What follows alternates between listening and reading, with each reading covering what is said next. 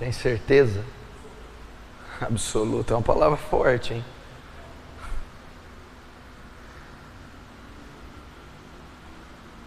Evangelho de Mateus, no capítulo 28, no versículo 18. Livro de Mateus, Evangelho de Mateus, capítulo 28, no versículo 18.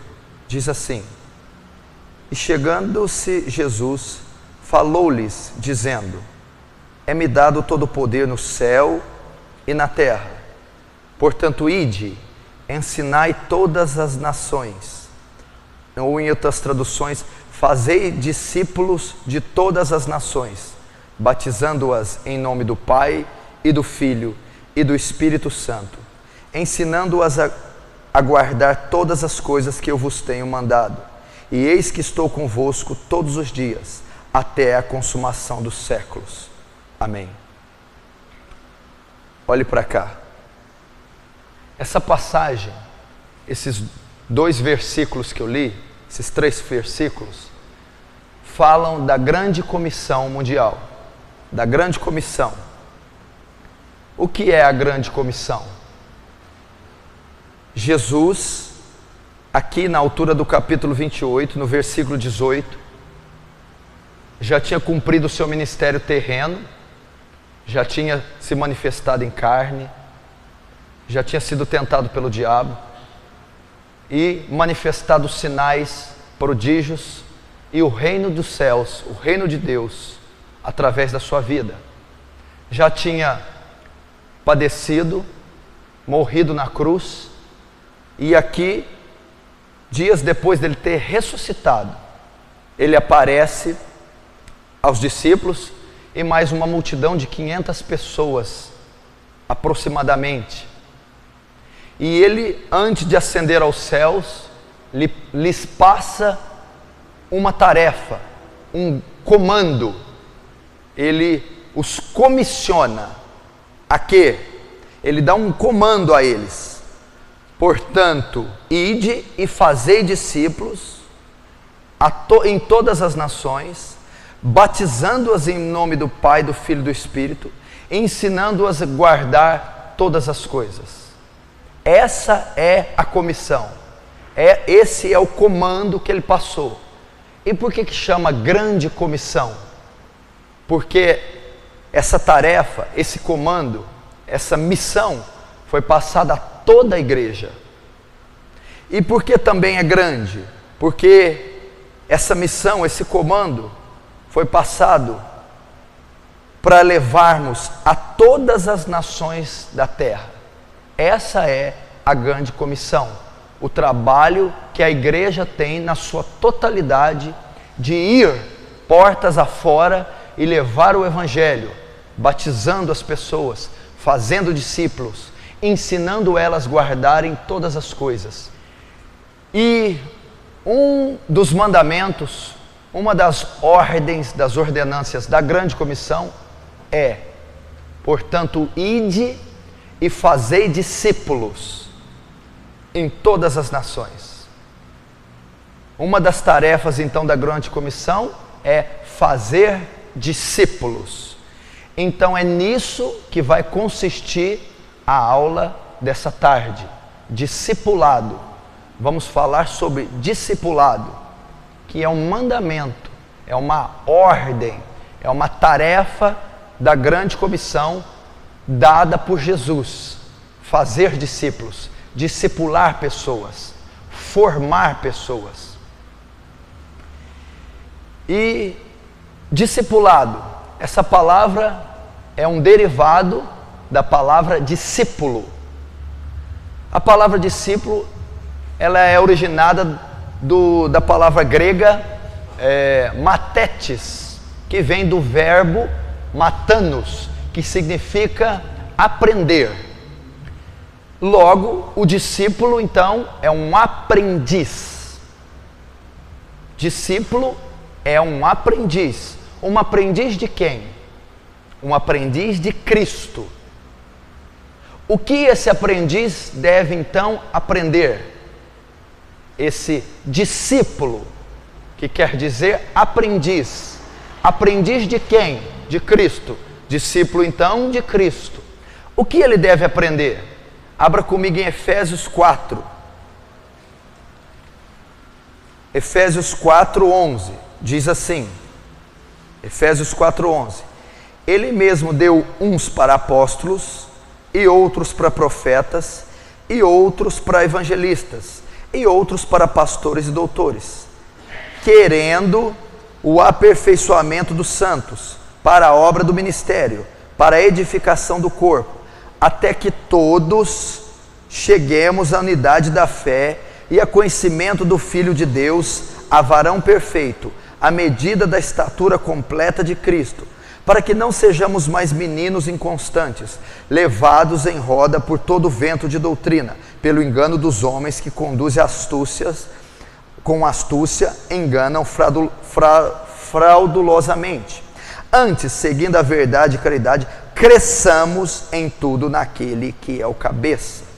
Em Efésios 4:12 ele diz, uns ele separou para apóstolos, outro para evangelistas, outro para mestres, outro para pastores e outro para doutores. E para quê? Querendo o aperfeiçoamento dos santos.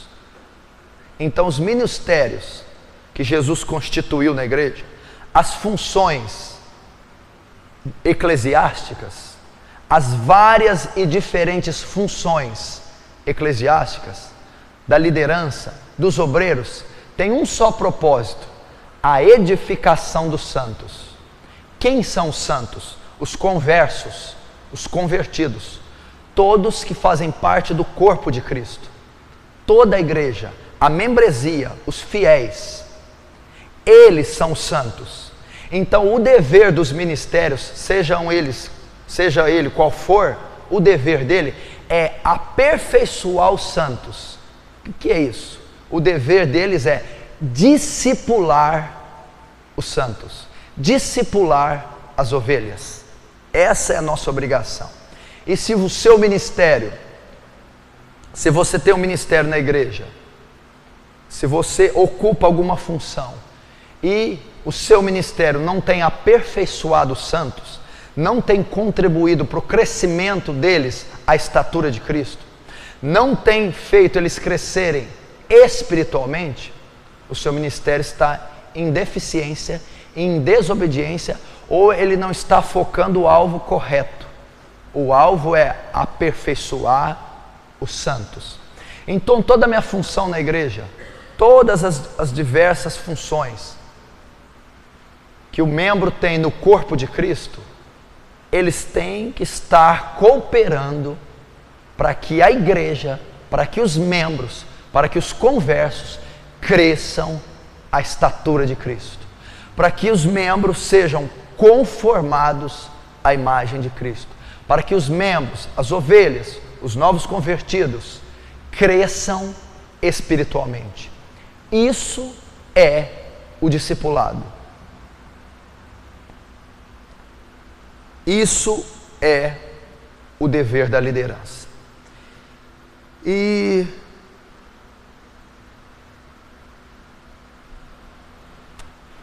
talvez essa é a grande e, quem sabe, a maior debilidade da igreja. E talvez sempre foi a maior debilidade da igreja no geral, a falta do discipulado. Porque nós temos hoje a cristandade tão débil. Você vai notar, você visita igrejas ou você tem comunhão com outros irmãos de diversas congregações diferentes. A cristandade atual, você vai compartilhar com os irmãos, ou você vai ter comunhão, ou você vai trocar palavras, informações, você vai visitar outras congregações, participar do meio. Você vai ver que a grande maioria, o grande contingente da igreja é fraco, é débil, tem pouquíssimo conhecimento bíblico, tem pouquíssimo crescimento espiritual, tem pouquíssima ou nenhuma transformação no caráter. A maioria são cristãos fracos, débeis, são cristãos ignorantes quanto ao conhecimento bíblico, são cristãos que não são transformados, libertos, não são santos, não têm um processo de santificação saudável. E se são chamados ao ministério, são obreiros defeituosos, despreparados, desqualificados, moral e espiritualmente, psicologicamente, enfim. Por que a maioria do corpo de Cristo é doente?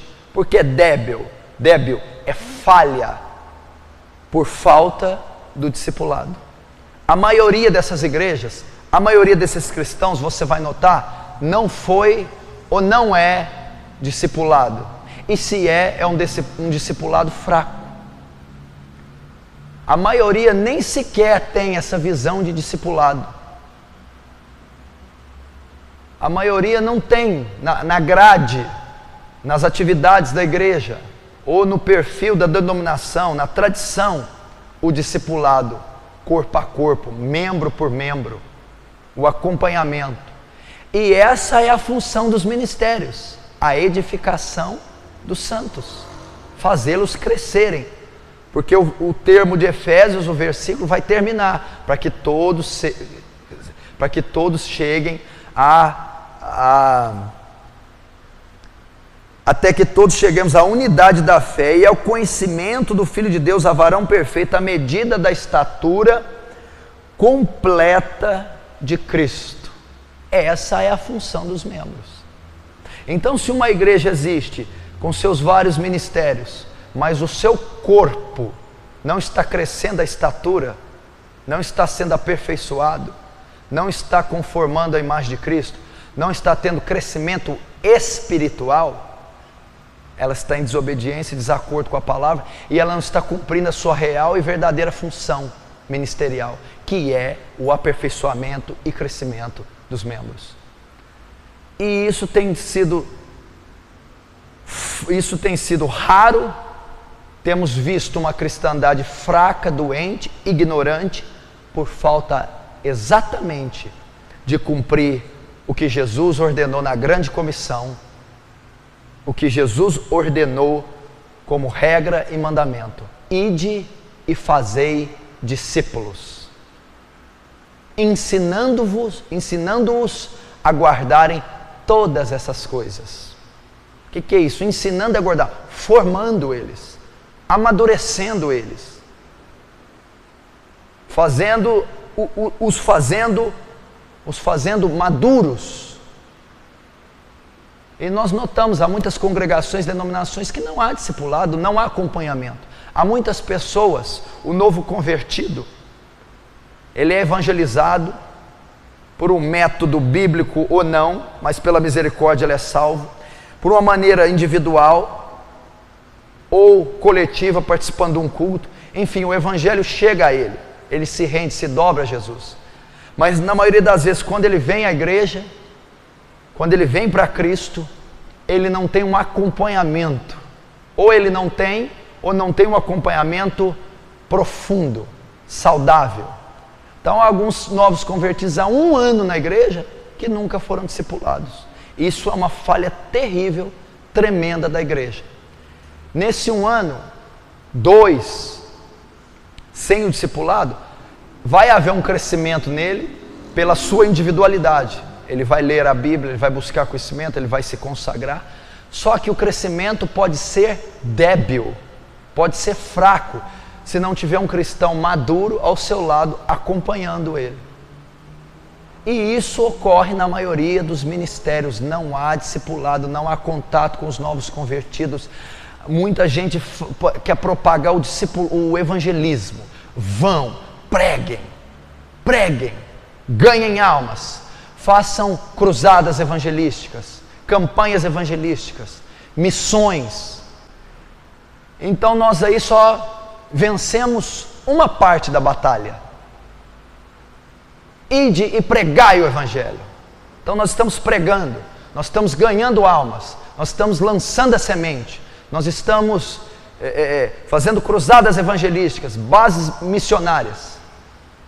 Só que falta a segunda parte da batalha. Depois que essas almas vêm a Jesus, nós precisamos do discipulado, porque Jesus disse: fazei discípulos. Precisamos agora do apacentamento, do acompanhamento, levá-las a crescerem à estatura de Cristo. Então você nota aqui, eu quero trazer nessa introdução, nesse final, a importância que é o discipulado. Não só como opção, ou como, não só sendo, você não pode ver como sendo uma opção, e sim como um mandamento de suma importância, destinado à igreja, aos obreiros.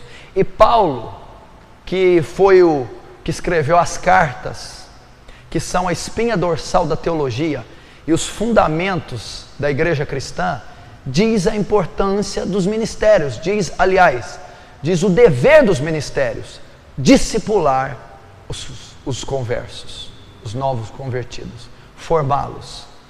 Então nós, partindo desse ponto, nós conseguimos ver a importância do discipulado, a significância do discipulado, a importância que ele tem. E eu quero pautar a aula no maior discipulador que já existiu em todos os tempos. Eu vou pautar o discipulado de Jesus Cristo sobre os seus discípulos. Nós vamos ver como Jesus discipulou, porque essa palavra é comum no cristianismo por causa de Jesus e os seus 12 discípulos, os 12 apóstolos, os 12 aprendizes, os 12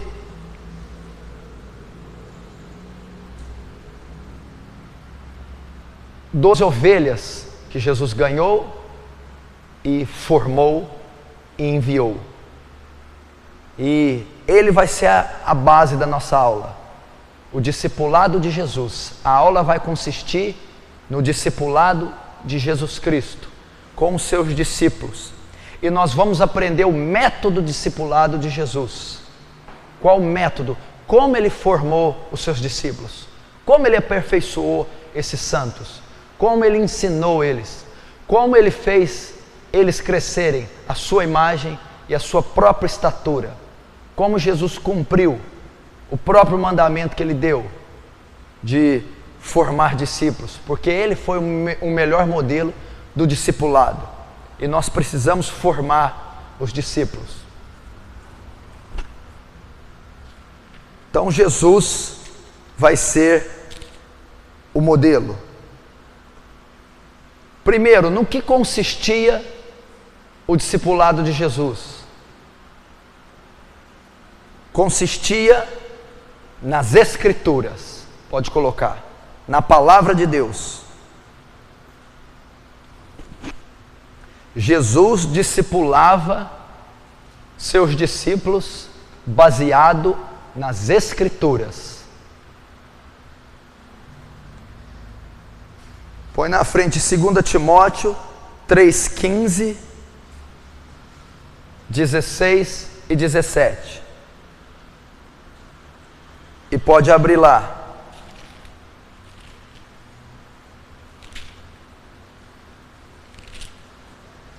Segunda Timóteo capítulo 3.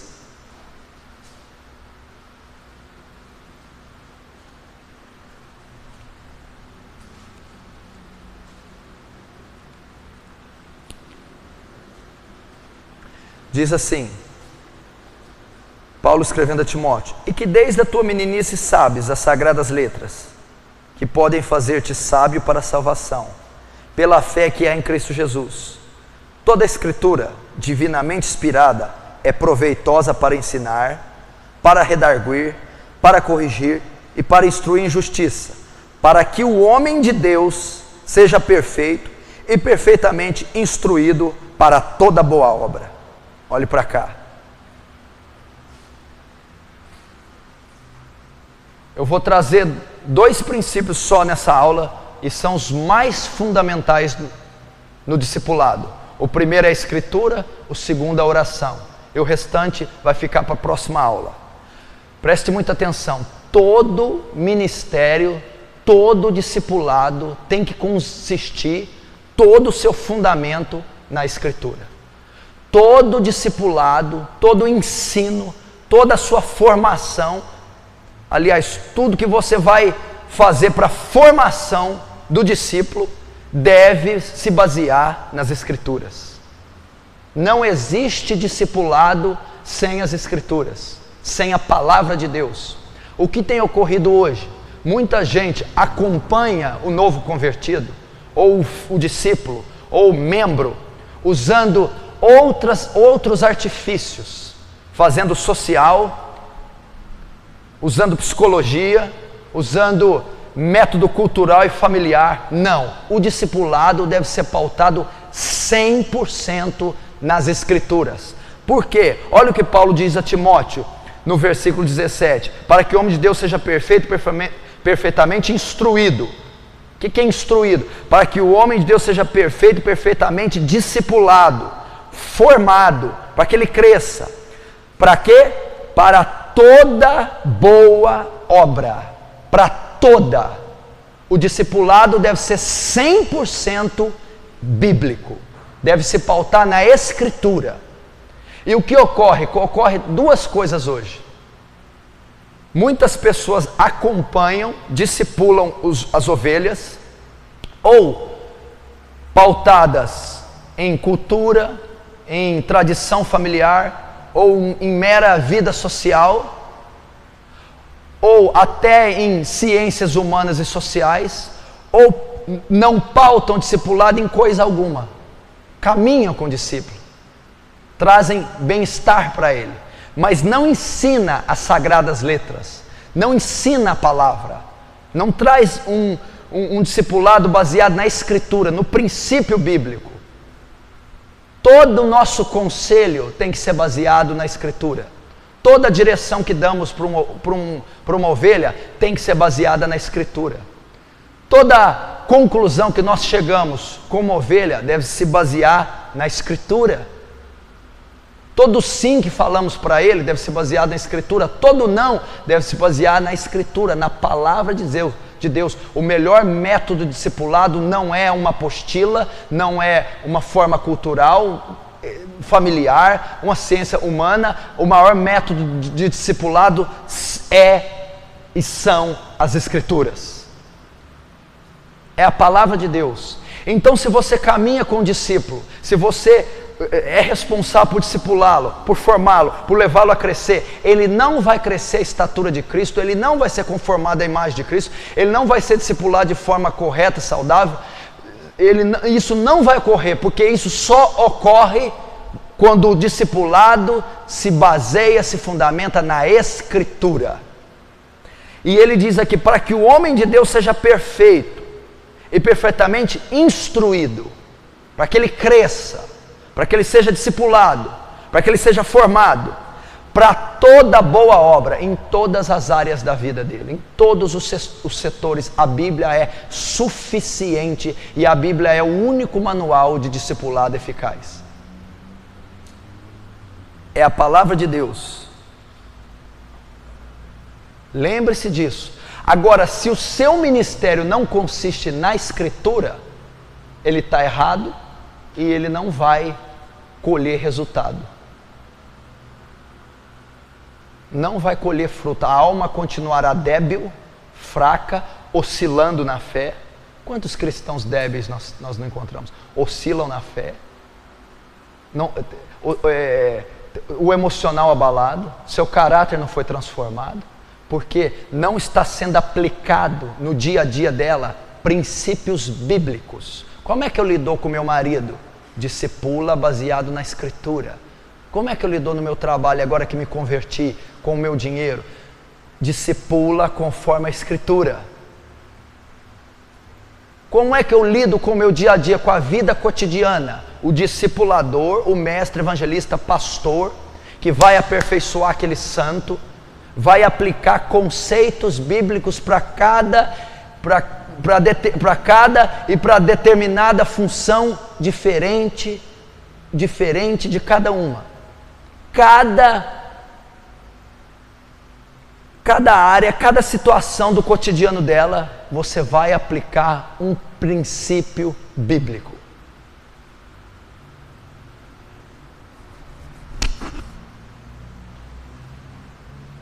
Quando fizermos assim, teremos uma igreja forte, membros poderosos, mesmo que há desníveis, mesmo que há entre nós crentes fracos, fortes, carnais, meninos, porque vai haver, a igreja é composta da diversidade de membros, mas mesmo o mais fraco já vai ter um nível, um conhecimento, um padrão suficiente para a salvação dele não estar mais nas suas mãos, o sangue dele não está mais nas suas mãos. Vamos dizer aqui um termo meio chulo, mas talvez ele vai ser ruim, mas ele vai ser o pior dos melhores, e não o pior dos piores, que é o que ocorre hoje.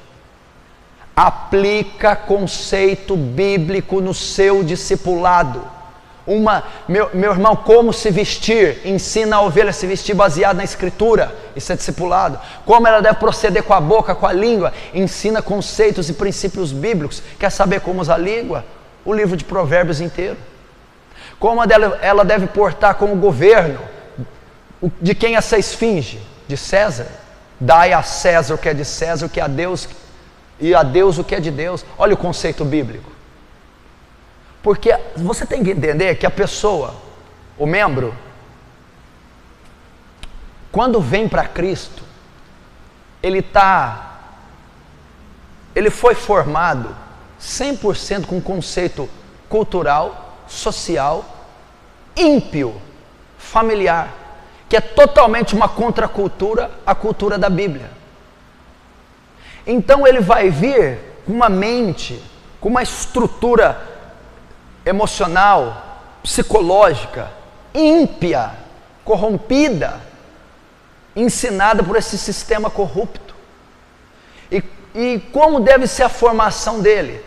Todas as áreas da vida dele vão estar comprometidas, vão estar fundamentadas nos princípios ímpios.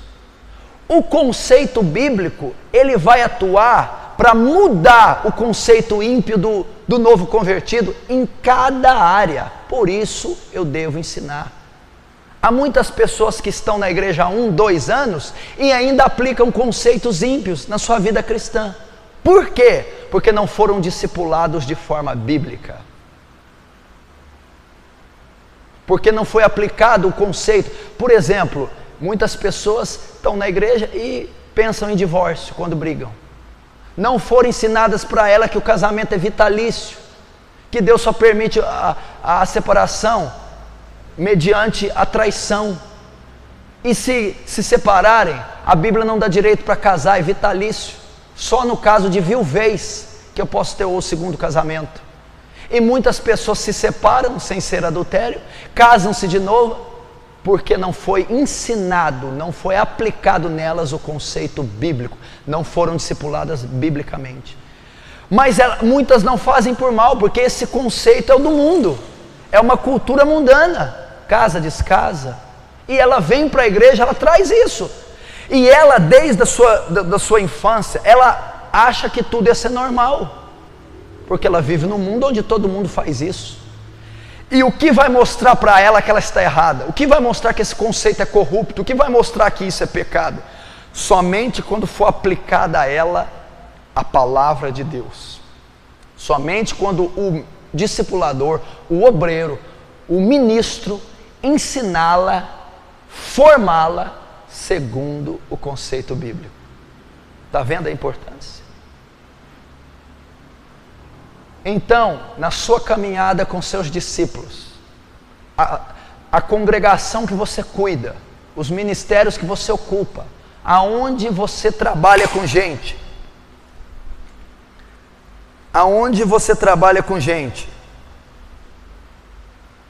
todas as direções devem ser pautadas na palavra.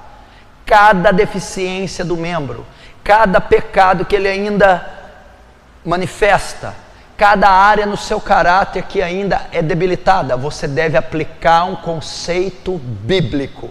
Você deve aplicar um princípio bíblico. O discipulado eficaz, que é mandamento de Jesus, que está na grande comissão, consiste nas Escrituras. E Jesus, que é o modelo de discipulador, de discipulado, usou as Escrituras. Vamos ver em Mateus capítulo 5. Abra lá em Mateus capítulo 5.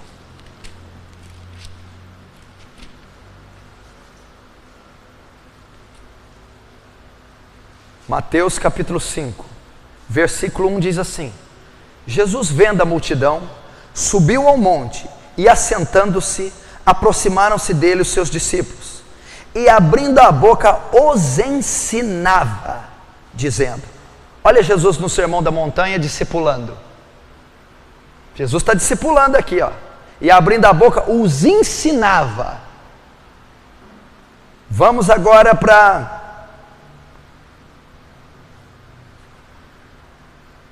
Atos capítulo 1. Atos capítulo 1.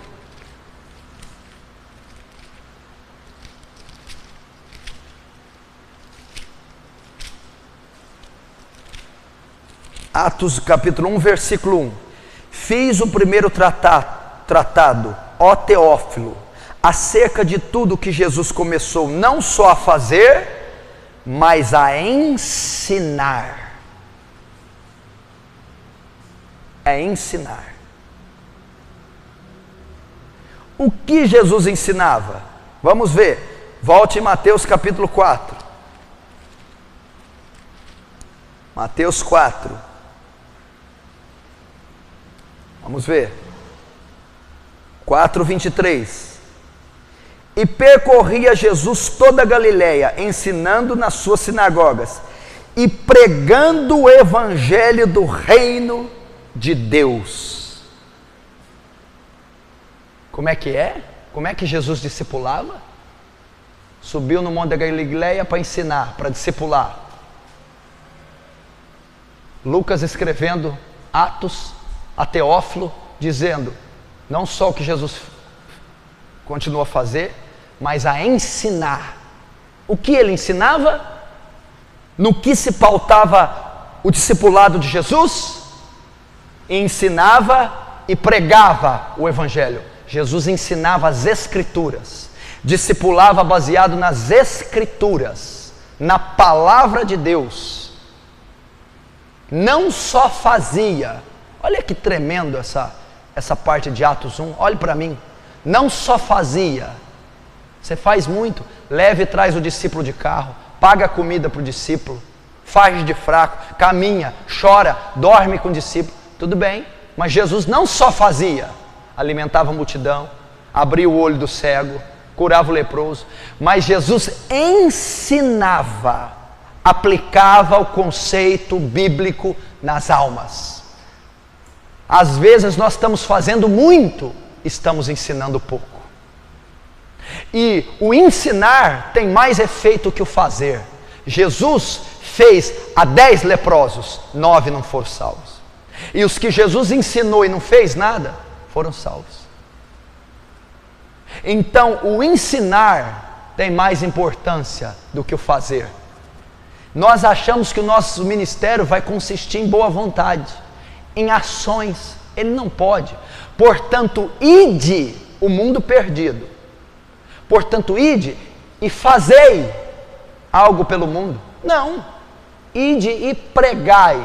Ide e ensinai. E ide e fazei discípulos. Jesus não disse, ide e fazei obra social. Ide e dê banhos. Ide e doe cestas. Ide e faça de fraco. Não é esse o principal fundamento. Então a Escritura tem que ser aplicado, não só fazer, tem que fazer, faz parte fazer. Você deve caminhar 2 milhas, tirar a túnica e a capa, dar a outra face para o discípulo, mas você também deve ensinar. O ministério deve basear em ensino. O seu discípulo tem que crescer em conhecimento bíblico, teológico, escriturístico. Senão não será um ministério eficaz. Como é que pode, quanta gente dentro da igreja, há mais de 1, 2, 3 anos, não tem conhecimento bíblico algum? Se ela não tem conhecimento bíblico algum, a deficiência dela, o problema dela não é só que ela não pode exercer uma função eclesiástica saudável, porque o pouco conhecimento ela não vai ser um bom pregador, um bom músico, um bom cantor. Mas se ela possui pequeno conhecimento, ela possui pequeno crescimento espiritual. Ela possui formação, ela possui formação deficiente no caráter. Ela possui pouco crescimento espiritual. Então olha a importância. E o que Jesus fazia? Ensinava. Jesus discipulava. O que baseava o ensino de Jesus? Como era o discipulado de Jesus? Mateus 4, 23. O Evangelho, as Escrituras, a Palavra de Deus. Você quer ver isso de forma melhor? Atos 8. Pode abrir comigo em Atos 8. Você anota e abre.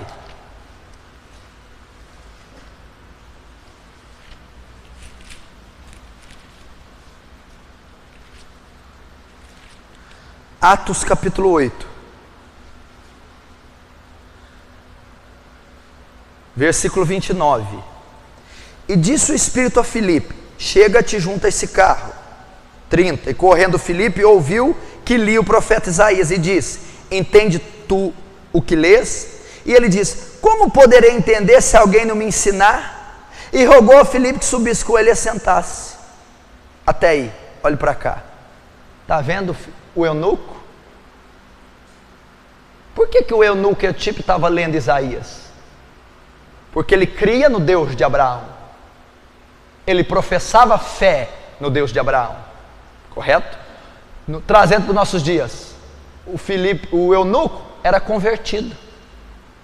Professava a fé numa congregação. Mas no versículo 31, diz assim: como eu poderei entender se alguém não me ensinar? Ele não foi discipulado biblicamente. Ele não compreendia as Escrituras. Ele estava lendo o profeta Isaías. Fazia parte da congregação. Tinha uma Bíblia. Aí Filipe pergunta: entende tu o que lês? Como eu posso entender se alguém não me discipular?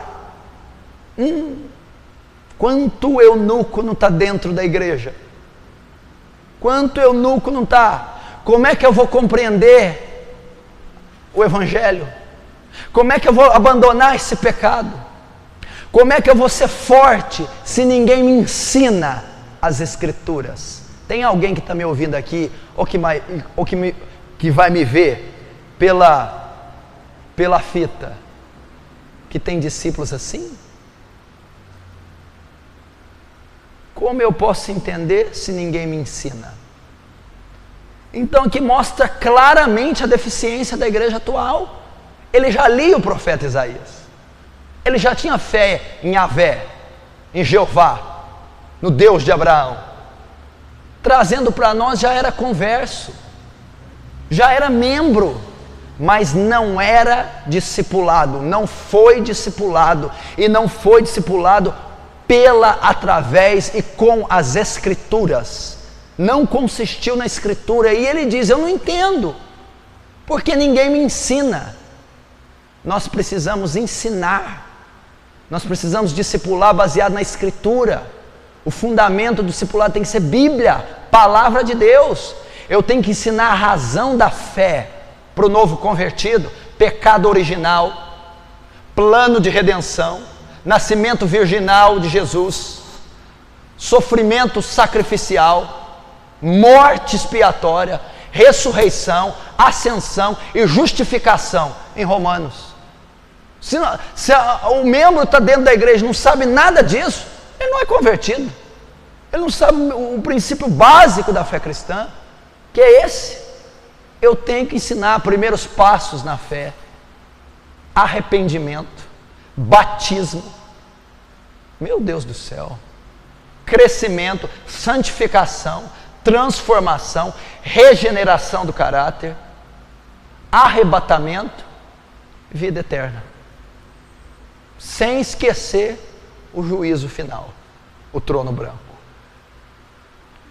Se a ovelha está na igreja há 1 ano e ela não sabe de nada disso, ela não sabe nada disso que eu falei, a conversão dela é débil e o discipulado dela ou não existe ou é um fracasso. Porque se ele existe, ele está consistindo em outros artifícios e não na explanação da Escritura, no ensino bíblico. Eu tenho que ensinar a Bíblia, ensinar a palavra. A Bíblia fala pouquíssimas vezes, você vai traduzir nos originais que Jesus estava pregando. Jesus estava ensinando. E se estava pregando, a pregação dele consistia em ensino. Era rico os sermões de Jesus, porque as pessoas aprendiam. E aprendiam o quê? Eram discipuladas com qual ferramenta? A Escritura, a palavra de Deus. João 8,32, não é para abrir, só para anotar. João 8,32 diz o quê? E conhecereis a verdade, e a verdade vos libertará. Perfeito? Presta atenção. E conhecereis a verdade, e a verdade vos libertará. Então é a verdade que liberta a ovelha. Tremendo isso aqui. É a verdade que liberta. Liberta do quê? Liberta do pecado, liberta do caráter, liberta do vício, liberta dos traumas, liberta do medo. E conhecereis a verdade, e a verdade vos libertará. Por que que tem muita gente presa dentro da igreja? Amarrada, débil, doente, cheio de chaga. Porque não conheceu a verdade que liberta. O que é essa verdade que liberta? João 17:17 diz assim: João 17:17 santifica-os na verdade, a tua palavra é a verdade. Entender? Então, se o meu discipulado não consistir na palavra, que é a verdade, a alma não será liberta. Porque a alma só é liberta se ela conhece a verdade, que João 17 descreve que é a palavra. A minha palavra é a verdade. E se o discipulado não consiste na palavra, nas Escrituras, as almas não serão libertas.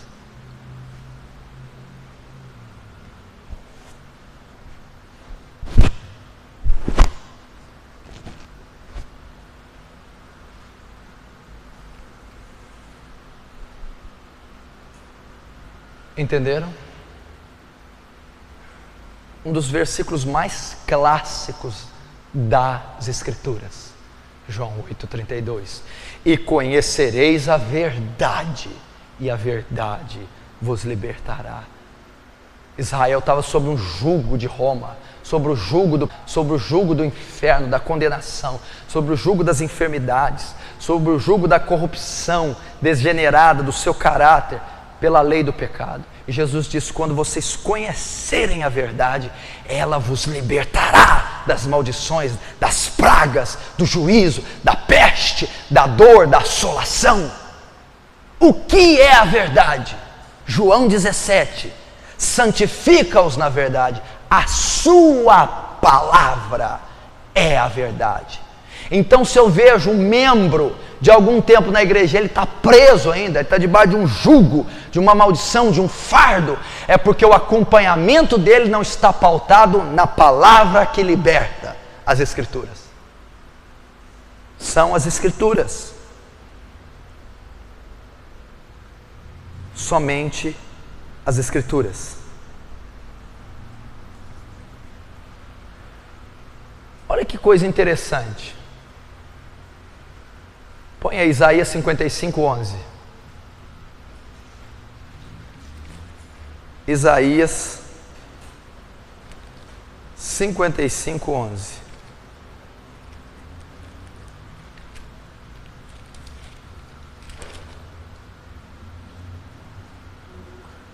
A Bíblia diz assim, ó: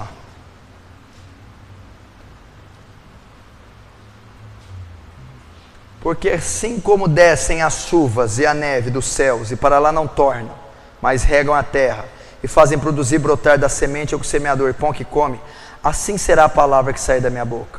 Ela não voltará para mim vazia, antes fará o que me apraz, e prosperará naquilo para que eu enviei. Eu preciso revelar alguma coisa aqui? Ou você tem uma coerência para entender? Como é que é? Assim como a chuva cai do céu e para lá não volta, e nem a neve, mas ela tem um propósito: regar a terra para dar semente ao que semeia e pão ao que come. Então a chuva teve um propósito. Ela não volta vazia. Ela pode voltar quando ela se tornar gasosa, quando ela se evaporar, mas ela cumpriu, regou a terra, frutificou. Assim é a palavra que sai da minha boca. Ela não voltará vazia, mas antes ela fará o que me apraz. Ela será lançada em corações, ela regará corações secos, ela libertará cativos, ela curará enfermos, ela transformará pessoas e prosperará naquilo para que eu enviei. E por que então as pessoas não estão sendo curadas, transformadas, e a palavra não está prosperando naquilo para qual ela foi enviada? Porque as pessoas não estão ouvindo a palavra, porque elas não estão sendo discipuladas com a palavra, porque Ele garantiu, Ele mesmo, olha a garantia, a promessa: a palavra que sai da minha boca não volta vazia. Vocês estão vendo a chuva? Ela desce, e ela não pode voltar vazia. Ela vai regar, fazer reverdecer os campos, vai dar semente ao semeador e vai dar pão que come. Ela teve o propósito, ela não volta vazia. Então a minha palavra também não volta, como a chuva. Antes ela prosperará naquilo que eu enviei. Ela fará o que me apraz. O que a palavra faz? Liberta, transforma. Ela é apta para instruir todo homem de Deus em toda boa obra. Ela forma, ela amadurece, ela transforma, liberta, cura, santifica. Santifica-os na sua verdade. A tua palavra é a verdade. A palavra tem teor também santificador. Por que a membresia local, regional, nacional ou mundial está tendo problema com a santidade? Como purificará o jovem o teu caminho? Purificar fala do oposto de santidade, carnalidade. Observando conforme a tua palavra. Então o ministério está fracassando em lançar a palavra, em se pautar na Escritura. Isso aqui é fantástico, porque o próprio Deus garante que se ela sair da boca, ela não volta vazia, porque a própria chuva não volta e frutifica, beneficia tudo aquilo que ela toca. E por que então as almas estão débeis, fracas, os discípulos fracos? Porque o seu ministério não está consistindo na Escritura. E o último princípio, e o mais tremendo, abra comigo em Lucas 24.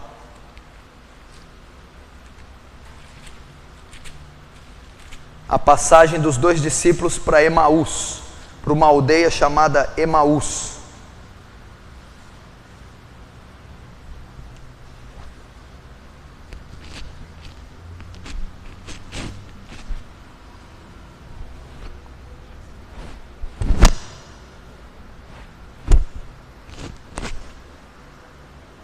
Os discípulos indo para Emaús. Vamos entender. Lucas 24, versículo 14. Versículo 13, vamos lá. E eis que no mesmo dia iam dois deles, dois discípulos, para uma aldeia que distava de Jerusalém 60 estágios, cujo nome era Emaús. Versículo 14. Iam falando entre si de tudo aquilo que havia sucedido. E aconteceu que, indo eles falando entre si e fazendo algumas perguntas um ao outro, o mesmo Jesus se aproximou e ia com eles, mas os olhos deles estavam como que fechados para que não conhecessem. Vamos aí, 17. E ele lhes disse: que palavras são essas que caminhando trocai entre vós, e por que estáis tristes? E versículo 19. E ele lhe perguntou: quais? E eles lhe disseram: as que dizem a respeito de Jesus, o Nazareno, que foi um profeta poderoso em obras e palavras, dizendo diante do povo de Deus. Versículo 21. E nós esperávamos que fosse ele o que remisse a Israel, mas agora, como tudo isso, hoje é o terceiro dia desde que essas coisas aconteceram. Versículo 25. E ele, Jesus, lhe disse: ó nécios e tardos de coração, para quem tudo que os profetas disseram, porventura não convia que o Cristo padecesse essas coisas e entrasse na sua glória? 27. E começando por Moisés e por todos os profetas, explicava-lhes o que dele se achava em todas as Escrituras. Aqui o discipulado. Aqui o discipulado, que tremendo. Eram 2 discípulos, filhos de Cleopas, que estavam discutindo acerca da morte de Jesus. Estavam duvidosos. Não seria ele o profeta? Acho que não. Segundo a lei, tal. Jesus vai entre eles, disfarçado, sem com que eles saibam. Está vendo que eles estão tendo uma deficiência bíblica. Está vendo que eles estão processando uma incoerência na mente. Está vendo que eles estão cegos quanto à verdade, contra a lei, contra Moisés. E o que Jesus faz? Olha aqui o discipulado, versículo 17. E ele lhes disse: que palavras são essas que caminhando trocais entre vós? Por que estáis tristes? Olha só, Jesus fez uma análise do conhecimento bíblico deles. Fala para mim, que palavras são essas? Qual que é o motivo do debate? Eu quero ouvir. Você faz análises com seus discípulos? Você faz provas e testes para ver o conhecimento bíblico deles? Jesus sabia que eles estavam discutindo acerca da Escritura, da morte de Jesus, da ressurreição, se ela era o Messias. No versículo 17, Jesus diz: que palavras são essas? Eu quero ouvir vocês, para fazer uma análise, para traçar um diagnóstico. Ele fez uma análise bíblica. Você já conversou com os seus discípulos para saber qual o conteúdo bíblico que eles têm? Você já fez testes? Já fez perguntas a eles? Já questionou? Jesus fez. E versículo 19: e ele lhes perguntou: quais? E eles lhe disseram. Jesus os ouve. Quando Jesus pergunta quais, e eles lhes disseram, as quais, dizendo a respeito do Nazareno. Jesus ouviu. Fale, quero ouvir. E eles explanavam tudo acerca do Messias que passou, da morte dele, toda aquela situação. Jesus estava analisando, tinha tempo para ouvir os discípulos, para fazer análise. Versículo 25. E ele lhes disse: ó nécios e tardos de coração. Deu uma exortada, né? Está claro aqui, né? A favor. Ó nécios e tardos. Depois eles acham que eu pego pesado aqui. Nécios e tardos de coração, para crer em tudo que os profetas disseram. Porventura não convinha que o Cristo padecesse essas coisas e entrasse na sua glória?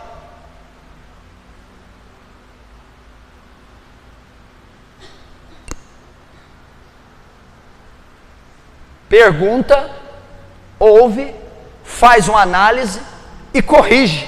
No 25, porventura não convinha, lembra que está escrito. Sabe o que Jesus está fazendo? A interpretação de vocês da Escritura está errada. Eu vou ensinar como ela é. Não é assim que se crê, não é assim que se professa a fé, não é assim que se interpreta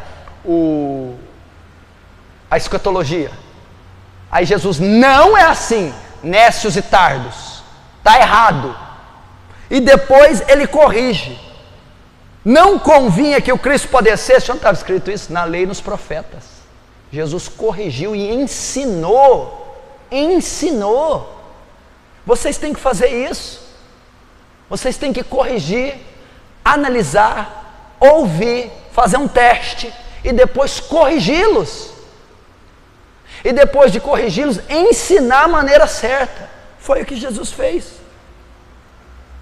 Olha aqui como está claro. Porventura não convinha que o Cristo padecesse essas coisas e entrasse na sua glória. E depois no 27, e começando por Moisés e por todos os profetas, explicava-lhes o que dele se achava em toda a Escritura. Jesus, no caminho de Emaús, estava discipulando esses 2 discípulos. E Jesus, qual foi a base do discipulado? Qual foi a ferramenta? As Escrituras, a palavra de Deus. Viu que eles estavam errados. O que eu tiro daqui?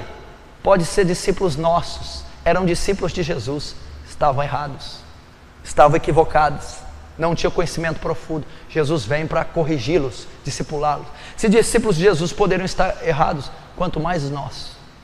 Vamos fazer análises, testes, vamos ouvi-los, vamos corrigi-los e vamos discipulá-los conforme a Escritura. E aqui fala da profundidade. Começando por Moisés dos profetas, explicava-lhes tudo o que dele se achava. Foi um discipulado amplo, começando de Moisés. Começando de Moisés, está falando de Pentateuco, Gênesis. Até os profetas. Formou neles um discipulado bíblico com começo, meio e fim. Não é uma coisa seca, superficial, é um discipulado profundo. Nisso consistiu o êxito do discipulado de Jesus. Por quê? O que trouxe êxito ao discipulado de Jesus? As Escrituras. Discipulava baseado nas Escrituras, na palavra de Deus. Aplicava todos os conceitos bíblicos em todas as áreas da vida dos discípulos. E aqui na passagem de Emaús está claramente notado isso, visto isso, que ele está usando as Escrituras para corrigi-los, antes de fazer, depois de ter feito uma análise, está corrigindo, depois da correção, ensinando as Escrituras. Depois que ele ensinou, o que aconteceu? Eles comeram pão, aqui dá revelação, dá uma pregação, eles comeram pão, ou seja, Jesus ensinou para eles a palavra logos. Eles receberam logos. Depois de algum tempo, aquele logos se tornou rema, quando eles comeram o pão. Quando se tornou rema, abriram os olhos, eles viram que era Jesus. O que significa? Agora o nosso entendimento está correto. Aquele era o Cristo. Por acaso não ardia no nosso coração quando ele falava aquelas coisas? Palavra ensinada faz arder corações. Palavra ensinada, discipulado, é vivo. Por que arde? Porque a palavra de Deus é viva e eficaz. Porque minhas palavras são espírito e vida. Então por isso que ardia. Por isso que queimava no coração deles. E depois de ter se saturado da palavra, o conhecimento veio. Era Jesus aquele homem. Tá certo, o Cristo tinha que morrer sim, ressuscitar no 3º dia. Então, eles voltaram ao propósito. O discipulado estava correto, saudável. O crescimento estava perfeito. Porque se pautou nas Escrituras. 1 Timóteo 4,16, só anote. 1 TM 4,16. Diz assim a Escritura. Paulo escrevendo ao seu discípulo Timóteo. Timóteo, tem cuidado de ti mesmo e da doutrina. Persevera nessas coisas, porque fazendo isto, te salvará tanto a ti mesmo, como aos que te ouvem. Para desfechar, é óbvio, você não pode aplicar o conceito bíblico no seu discipulado, se nem você dominar o conceito bíblico. É exatamente o que Paulo está dizendo. Timóteo, tem cuidado de ti mesmo e da doutrina. Domina ela, Timóteo. Persevera nessas coisas, em aprender, em se capacitar, porque fazendo isso salvará tanto a ti mesmo como aos que te ouvem. Olhe para cá, quanto obreiro, discipulador, não vai salvar nem ele, nem os que o ouvem. Mas é o risco que Paulo diz. Persevera, porque fazendo isso salvará tanto a ti mesmo quanto aos que você discipula, prega, lidera, governa. Então, para o meu discipulado ser eficaz, ele tem que ser constituído na Escritura. Agora, ele não pode ser constituído se eu não dominar.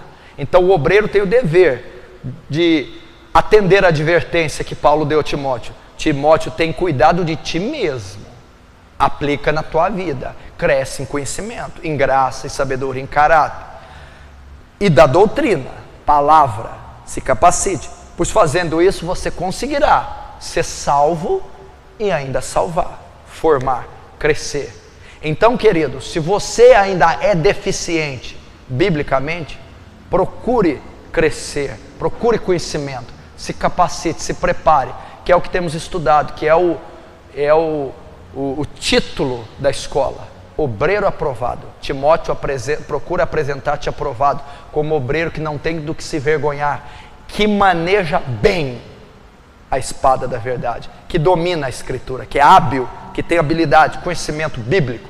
Assim, o discipulado dele pode ser bíblico e eficaz. Segundo princípio do discipulado de Jesus, a intercessão. Pode colocar aí, intercessão.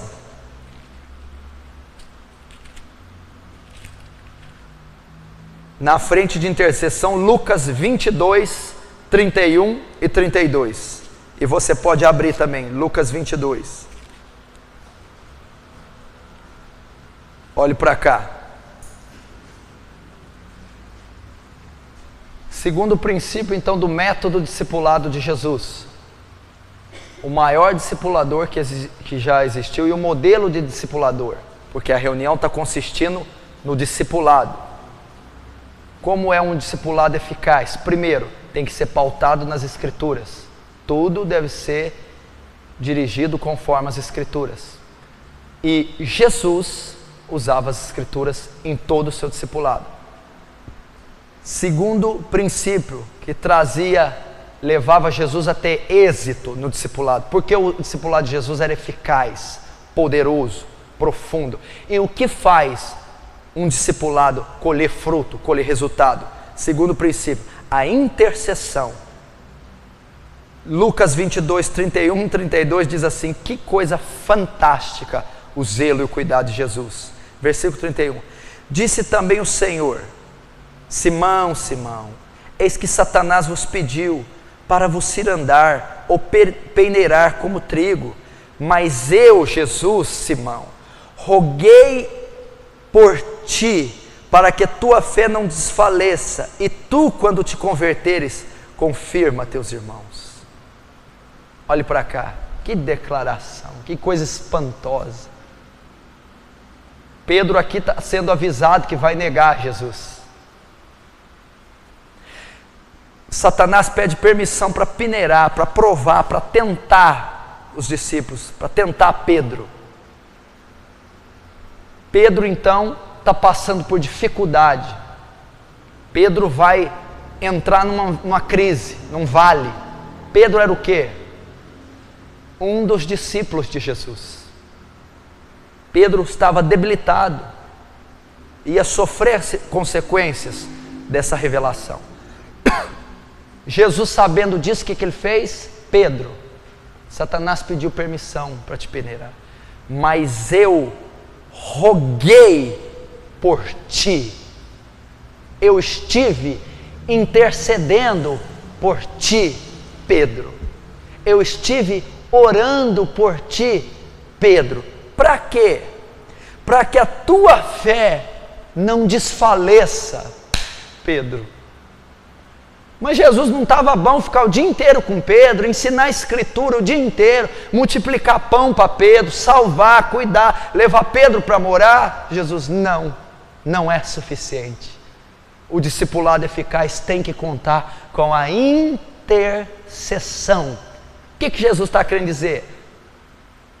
O caso que Pedro ia entrar é tão grave, a situação, por causa da natureza pecaminosa, era tão grave, que para Pedro prosseguir,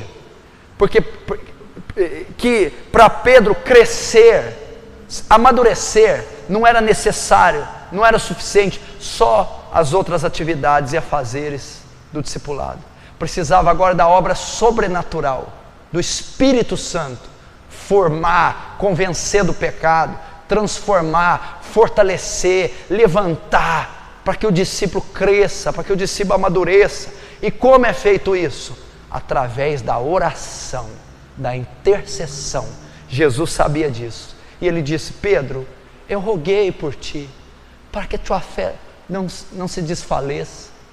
Jesus está querendo dizer: ministros, obreiros, orem pelo seu rebanho, intercedam pelas suas ovelhas, intercedam pelos seus discípulos, para que a fé deles não desfaleça, para que eles não se desviem, para que eles não recuem, para que eles não caiam, para que eles continuem crescendo, para que eles sejam formados pela Escritura, pelo seu acompanhamento e pelo sobrenatural, pelo Espírito Santo. E isso só ocorre através da intercessão. O próprio Jesus não negligenciava isso. O próprio Jesus era um homem de oração. Anote Mateus 14, 23, não abra, só anote. Mateus 14, 23, coloca: Jesus era um homem de oração.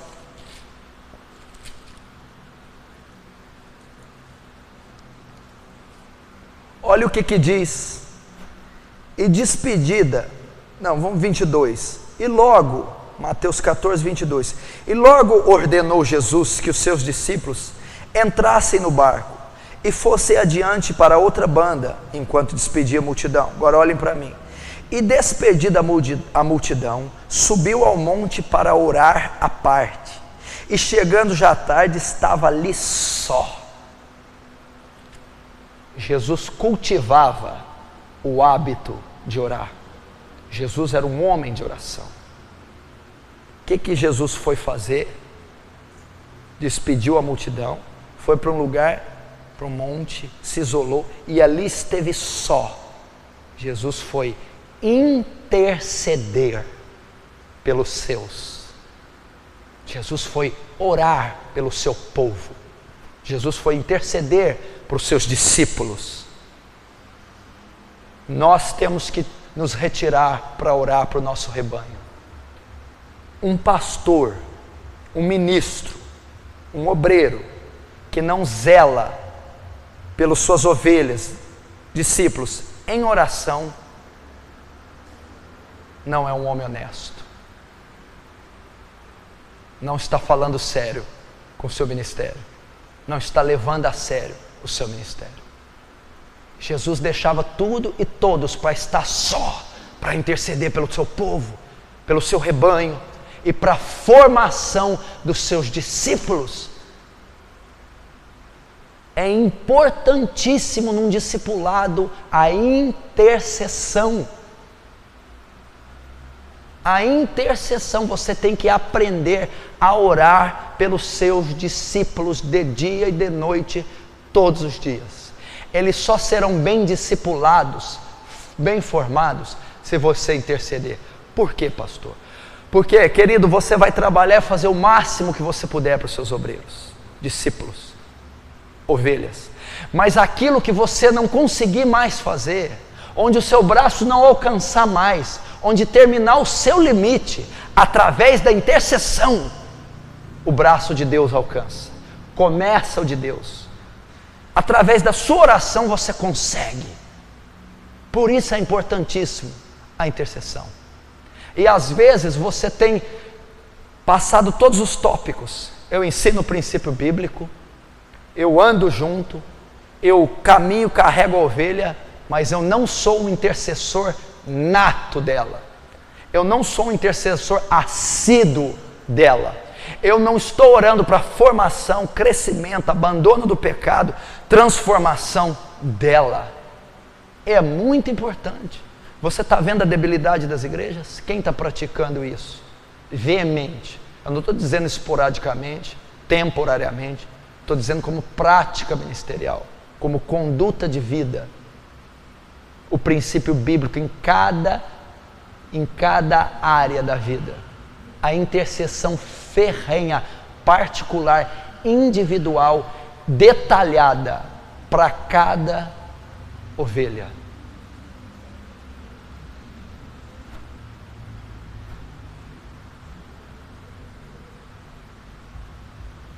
Nós precisamos dominar isso. Abre comigo em Efésios 1,16. Veja rapidamente como Paulo aplicava isso. Efésios, depois de Gálatas.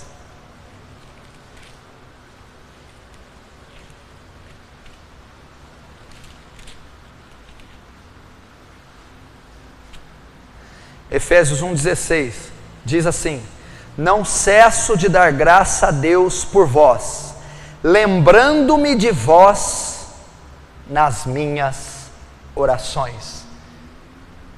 De quem Paulo lembrava? Olhe para cá, nas orações dele, da igreja de Éfeso, dos membros da igreja de Éfeso. Quem eram os membros da igreja de Éfeso? Discípulos do apóstolo Paulo. E o que ele diz? Lembrando-me de vós nas minhas orações. Eu sou intercessor de vocês. No meu ministério está pautado a intercessão. A intercessão faz parte do meu ministério. Paulo é quase que o melhor imitador de Jesus, porque ele diz em 1 Coríntios 11:1: sede meus imitadores, como eu sou de Cristo. Qual que é a prova que Paulo era imitador de Cristo? O modelo eficaz do discipulado de Cristo era intercessão. E o que Paulo fazia para os seus discípulos? Lembrando sempre de vós nas minhas orações. Quem são vós? Os cristãos de Éfeso. Quem eram os cristãos de Éfeso para Paulo? Discípulos do apóstolo Paulo. Você quer ver outra igreja que ele também tinha com outros discípulos? Filipenses. Uma carta à frente. Filipenses 1, versículo 4. Diz assim: fazendo sempre com alegria oração por vós, em todas as minhas súplicas, pela vossa cooperação no Evangelho. Como é que é? Paulo intercedia para os filipenses. Quem eram os filipenses? Que cooperavam com ele no Evangelho. Eram discípulos do apóstolo Paulo, os filipenses. E Paulo fazia o quê? Era um intercessor assíduo da igreja de Filipos, dos membros de Filipos, dos seus discípulos. Detalhe, olhe para mim. Fazendo sempre com alegria a oração por vós em todas as minhas súplicas. Em primeiro lugar, Paulo está dizendo aqui, todas as vezes que eu oro, eu intercedo por vocês, filipenses. E todas as vezes que eu oro e intercedo, eu faço isso com alegria. A intercessão é um fardo? É. É um peso? É. Mas ainda assim ela pode ser feita com alegria. Paulo fazia com alegria. Olha o segredo dele ter plantado as melhores, maiores e mais poderosas igrejas da sua época, de ter formado discípulos tão poderosos como o próprio Timóteo. Ele era o intercessor dos seus discípulos. Então o ministério de Jesus consiste em intercessão, o discipulado de Jesus, a eficácia. Paulo, como imitador, fazia o mesmo para os seus discípulos. Aqui Paulo está fazendo no coletivo, para Filipos, para Éfeso, para Tessalônica, que eu não li aqui, agora com discípulo individual. Eu não sou pastor de igreja, não tenho tantos discípulos, ou eu tenho apenas um, cuido de um, ou eu cuido de 1, 2, 3. Vamos ver também como Paulo se posturava. Adiante em Filemon.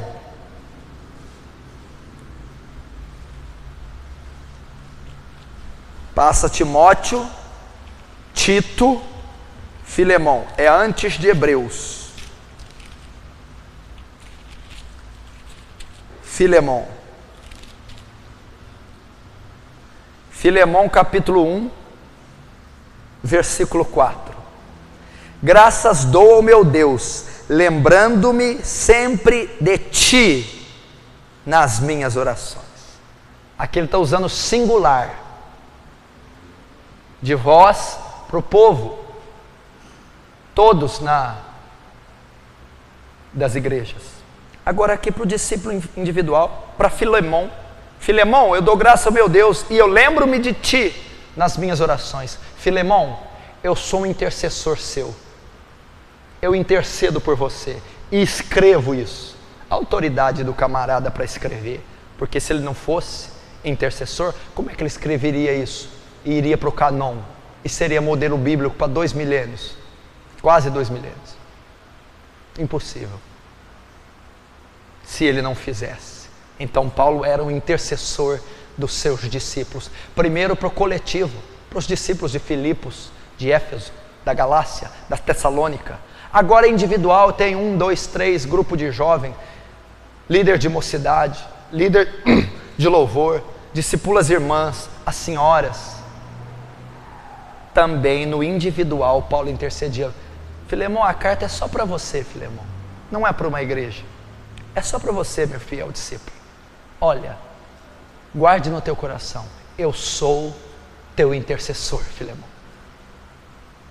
Método discipulado de Jesus: intercessão. Você tem que aprender a orar pelos seus discípulos. Para que eu tenho que orar? Porque é princípio do discipulado orar. E para que o discipulado? Para fazer com que as almas cresçam à estatura de Cristo e sejam conformadas à imagem de Cristo, para o progresso e crescimento espiritual das ovelhas, do discípulo, o aperfeiçoamento dos santos. E vamos ver isso de forma melhor, voltando em Gálatas, que é antes de Efésios.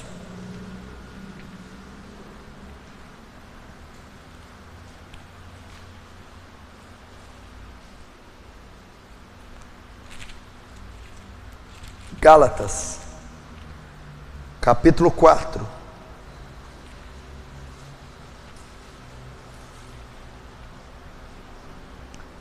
No versículo 19.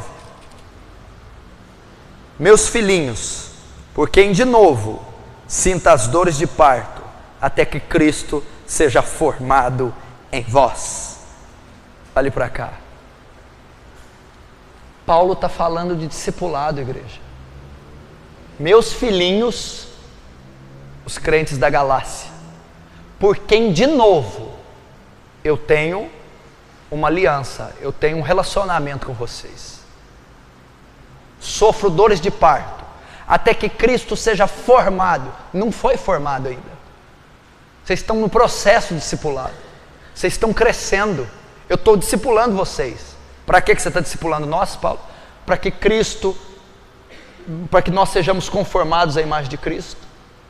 E para que nós cresçamos à estatura de Cristo. E qual é um dos seus métodos, Paulo? Eu estou sofrendo dores de parto. Eu estou gemendo em oração intercessória. Porque o meu discipulado consiste em oração.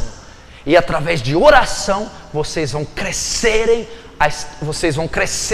à estatura de Cristo. Está aqui. Por quem de novo sinto dores de parto. Continuamente estou orando. Continuamente estou intercedendo. Até que Cristo seja formado em vós. Então, o discipulado eficaz consiste na intercessão. É o que Paulo está dizendo aqui. Meus filhinhos, por quem de novo sinto dores de parto, até que Cristo seja formado. Ou seja, se eu não sentir dores de parto, Cristo não vai ser formado. E se Cristo não for formado, eles não estão sendo bem discipulados, porque o propósito do discipulado é o aperfeiçoamento dos santos, é eles crescerem à estatura de Cristo, crescerem espiritualmente. Então nós temos que aprender, ou nós temos que, já sabemos, nós temos que pôr em prática a intercessão. Você viu em todo o modelo, Jesus, eu roguei a ti, Pedro, por ti, Pedro, para que a tua fé não desfaleça.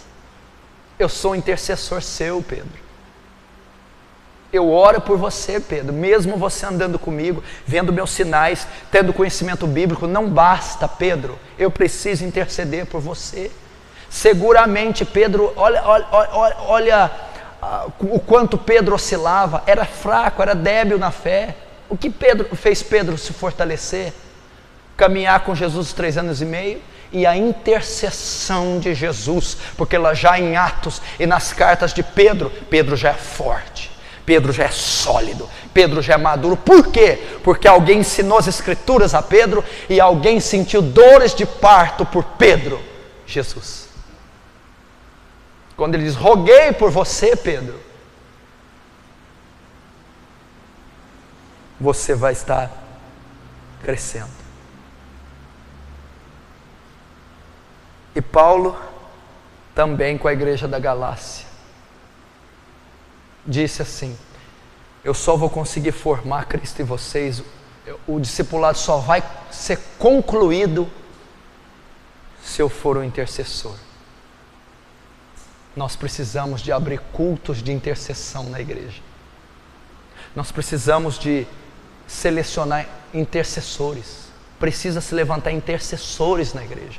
Esse ministério não pode estar apático, esquecido. Tem que ter pessoas aptas, dispostas a carregar o fardo dos outros, a ser intercessoras assíduas, profundas. Uma igreja só caminha quando há intercessores. O ministério só é eficaz quando há intercessores. As pregações só têm êxito quando há intercessores atrás delas. Tem que haver intercessão. Eu não estou dizendo essas reuniões onde muitas dessas irmãs só se reúnem para fofocar. Muitos desses lugares que só tem, dessas reuniões só tem profecia, manifestações transcendentais dos dons. Eu estou dizendo de intercessão. Eu estou dizendo de 2 horas de joelhos ininterruptas, orando, quase sem repetir palavra alguma, gemendo, sentindo dores, transpirando. Isso é intercessão. Vai aprender com Jesus no Getsemane o que é intercessão. Vai aprender com Jesus antes de escolher os 12 apóstolos, passou a noite inteira no monte orando, depois de escolher os 12. Vai ver a oração sacerdotal de Jesus, isso é intercessão. E o discipulado tem que consistir na intercessão, para ele ter eficácia. Enquanto você ora, meu irmão, o Espírito Santo age em resposta à sua oração. A oração, ela move somente o sobrenatural que vai agir através da oração. E é assim que o discípulo muitas vezes é convencido do pecado, da justiça, do juízo, que ele tem crescimento, que ele tem entendimento escriturístico, que ele vence determinado pecado, que a visão dele é alargada, porque tem alguém por detrás intercedendo por ele, gemendo, clamando ao Deus dos céus por ele. Então Deus visita esse discípulo em resposta à oração do discipulador. Então a formação dele é saudável, então ele tem crescimento padrão, então o discipulado dele é completo, é poderoso. Então ele vai deixar a debilidade, ele vai deixar a frieza, ele vai deixar a carnalidade, ele vai começar a crescer a estatura de Cristo, vai começar a crescer espiritualmente e logo virá a ser um cristão maduro. Amém? Continuaremos o estudo na próxima aula. Vamos ficar de pé.